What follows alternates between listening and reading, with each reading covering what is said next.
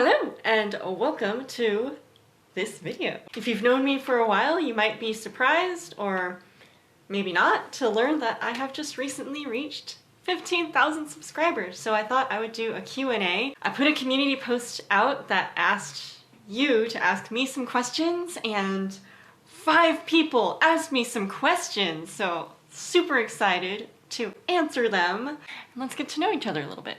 And my friend Hope from Instagram asks, how's it feel? It feels weird. It feels a little strange because the video that got me all the subscribers was one that someone else asked me to make. That was my very first ukulele tutorial that got so many views. So it was before I even felt like I was even that good at making tutorials. I kind of wish I'd worn a different outfit the day that I filmed that because, like, I wasn't even wearing a real bra. But I'm glad people learned. Mr. Eric Gal asks, which instrument do you enjoy playing the most? Probably the trumpet. No, flugelhorn. Flugelhorn. 100%. Also, I have a story about this. I played in a British-style brass band my last few years that I was in the town that I lived in for college. I played piano cornet, which is like the low solo part. And one time our regular flugel player was out and someone had brought theirs for me to use, and they were like, hey, you're gonna play this part today. That rehearsal just happened to be in a different place, and we had like a little audience for that rehearsal, and I don't even remember what the song was, and it bugs me that I don't remember the title of the song. I saw a little line on my part that said solo, and I'd assumed by solo they meant like, oh, there would be like some accompaniment. It was just me, and it just sang. It played itself. That's why I love the flugelhorn so much. It just plays itself. It's like, I don't have to work that hard to sound beautiful. He also asks, when/how did I discover the ukulele? The year, 2003. My sister had taken a ukulele class where they were learning baritone ukuleles. I don't know the context. I have no idea like how that happened, but she had one in her room, and I went in her room after a while and took it. And it wasn't like out of nowhere, like she had it for a while and I never heard her practice, so I was really curious. I tried the guitar before, and I just felt like it was too many strings and it was really a lot of contortion for my hand to play those chords. Baritone ukulele has a lot of the same shapes as guitar chords, and that made me feel like I could play something. And honestly, like, there was no information out there about how to play the ukulele at the time, so I pretty much figured out chords by ear. I figured out G, I figured out D7, but I didn't know it was called D7. I just knew that D7 sounded good with G, and then I figured out C, and I pretty much just played those 3 chords for like 4 years. And then when I started taking music theory classes in college, I started getting really interested in the harmony aspect of that. So that's when I started to expand my repertoire of chords that I know. So it's been a long journey. I definitely played the ukulele before it was trendy, so I'm pretty much a hipster. That's how I discovered the ukulele. Yukrika asks, I'd like to know how many instruments you know how to play, and is there still some instrument you'd like to learn? There's a lot of instruments that I know how to play because I was a music education major, so they make you learn all of them. Basically all the wind instruments at least, and then of course piano. So what I'm saying is I've played many of the orchestral instruments. I have played, you know, an oboe and bassoon, French horn, but the ones that I would say I'm fairly fluent at are clarinet, trumpet, flute, saxophone, trombone, kind of. And I can plunk my way on the piano. It's one of those things, like with woodwinds, you kind of learn one and you learn how the finger patterns work, and you're kind of like, okay, all you have to figure out is what your face does. And it's a little bit the same on brass. So because I'd come into the music ed major knowing clarinet and trumpet, it was pretty easy to pick up all of those. The orchestral strings, I do not play, and I'm sorry, I just don't have any interest in learning how at this point. I would love to learn how to be an excellent French horn player. I think I could be good at that. Then she also asks, how many instruments do I own? Oh boy, I'm gonna have to do some B-roll for this. I have an E-flat clarinet and a B-flat clarinet, an A clarinet. I was a clarinet major, so that's why I have all those. I have a cornet, trumpet, flugelhorn, and I just got a C trumpet like today. Oh my gosh, I'm so excited. So it's my brass collection. I have the first baritone ukulele that I learned on. I have the other baritone ukulele that I play all the time. I've got my tenor. I have a concert that is not with me, it's with a friend who wants to play it. So, you know, sometimes I just lend them out and let people keep them indefinitely. And I have a couple of concerts, and I have like 3 sopranos. Oh, I also have a melodica, and I have a piano downstairs and a keyboard from when I took piano lessons in high school. Yeah, I got lots of instruments, but you know, it's my job. Eliana Davis asks, can you do a tutorial for Deja que salga la luna? I know it's in Spanish, but you're awesome teaching, so I know I could play it if you teach this song. I don't know the song. And usually I try to do tutorials for songs that, that I know really well and that I think people will search for. So I don't know the song very well, but if it's really popular, if it's an easy song, that's another thing too. Like I'll get requests for ones that maybe they're not the easiest to play, and then, I don't know, I feel not as invested because I want people to feel really successful when they learn how to play it for the first time. So look it up. I would love to know more Spanish songs because I have a lot of students who speak Spanish, and I think they would appreciate that if I knew some Spanish, songs. Philip Cockram, a long-time subscriber, for maybe 3 years or something, he asks, how much wood would a woodchuck chuck if a woodchuck could chuck wood? 12. David Galley asks a lot of questions, which is awesome because, like I said, I only had 5 people who actually asked me a question. Thanks, guys. Who or what gave you the most encouragement to pursue your musical path? That is a tricky question. I don't know. I don't think there was anyone that was specifically like, music, that's what you should do. I just don't feel like I didn't plan on going into music. I went to study music because I got a scholarship for it, and then I had planned on well, I'm just gonna change to something else because I don't think I could succeed at being a music major. And then when I succeeded at it, I was like, oh, guess I'll stick with it. And, you know, I liked it a lot. Was a clarinet major, and I had a clarinet teacher that honestly believed in me, I think, a lot more than I expected any professor to believe in me, which I thought was really nice. It's not that exciting. I think that the people that have really, really inspired me early in my life were not musicians. They were just people who went through life and related to people a certain way, and I just wanted to learn how I could affect people in such a way.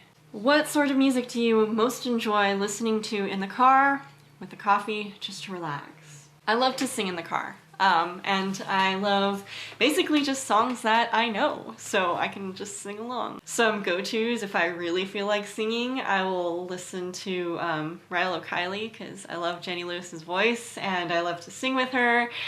I love singing to Regina Spektor.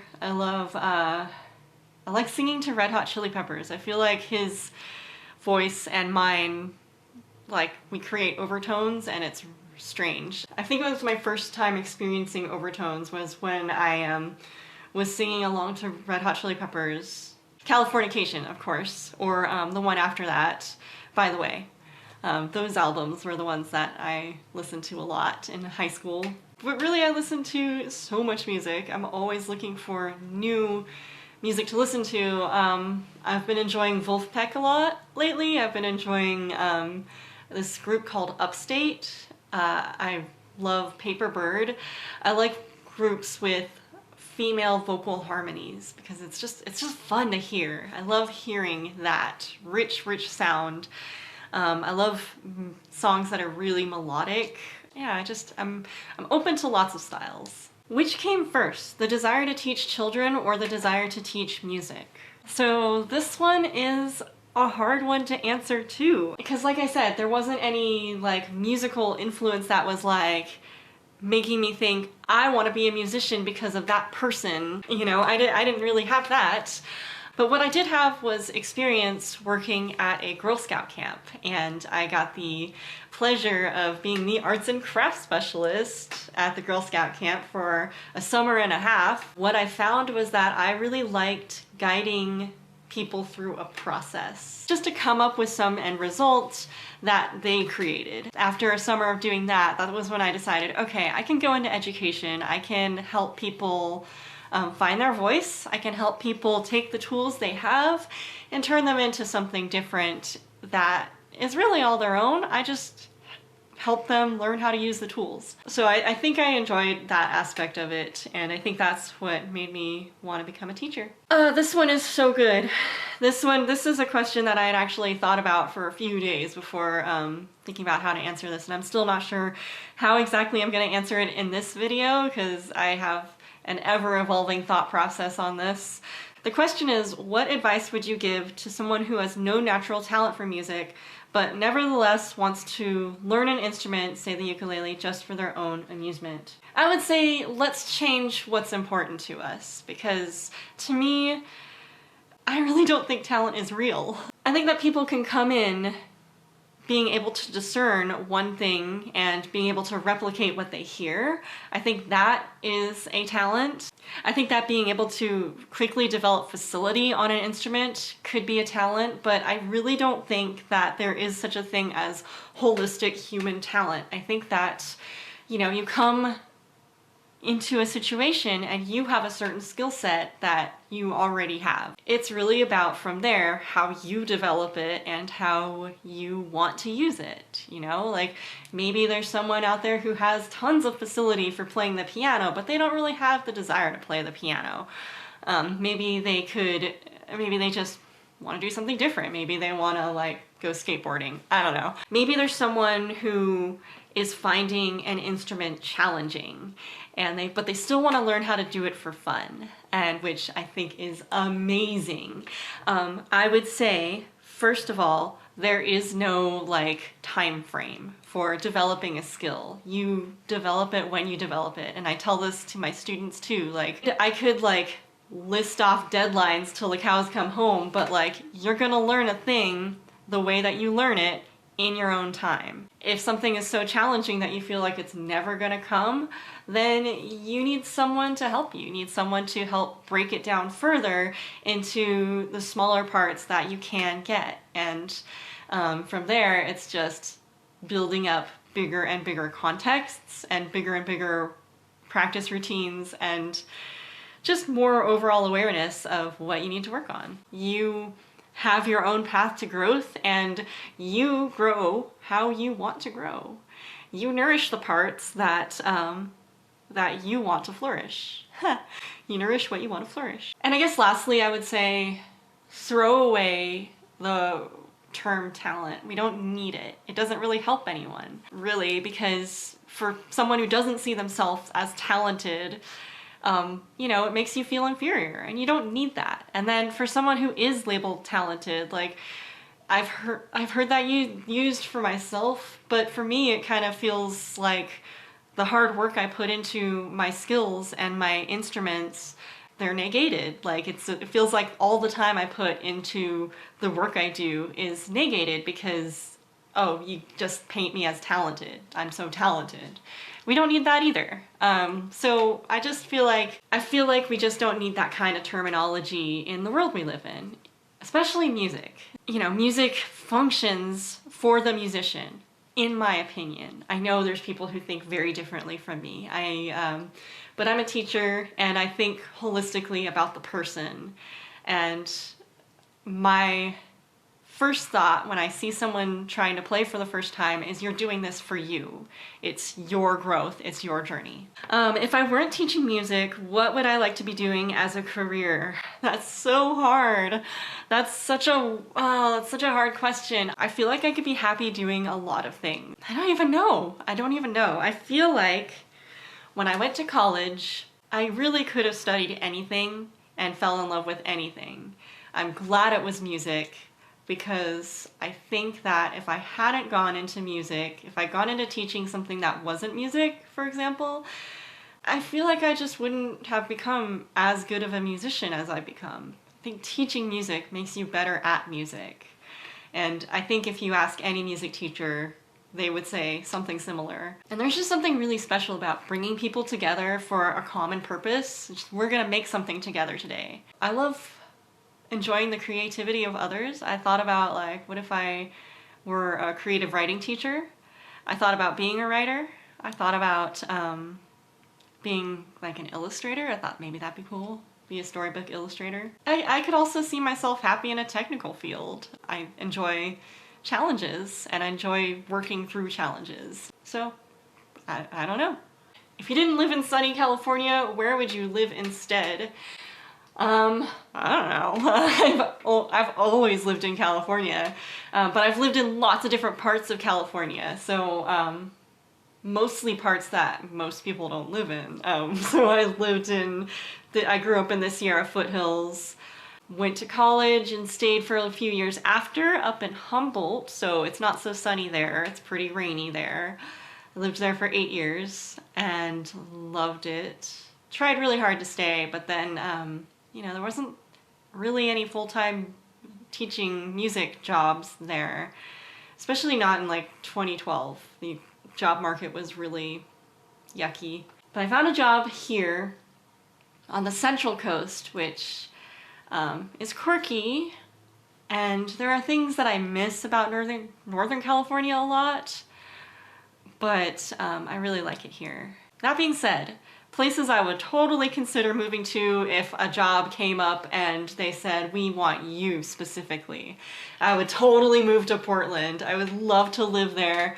There's tons of like vegan restaurants, and that's really hard to find around here. Also, my sister lives in Berlin and I just love visiting. I've never lived in a city with a population bigger than like 20,000. I've never lived in a really big city, so I would be open to trying it. If it was a good job situation, if it was a good living situation, I think it would be fun to be part of something more metropolitan. But probably not a California city, because it's too expensive and it's too competitive. I don't want to live somewhere super competitive. I want to live somewhere where I can kind of just explore being myself and be inspired by other people, and like not have to worry about getting a word in edgewise. That's not very specific, I'm sorry, but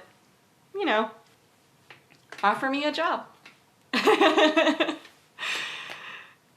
So that has been my 15,000 subscriber Q&A. So hopefully more than 5 people want to ask me questions for the next Q&A, and I have some tutorials coming up soon, so keep a lookout. They take a lot of work, and I have this week to work on them, and who knows what's next.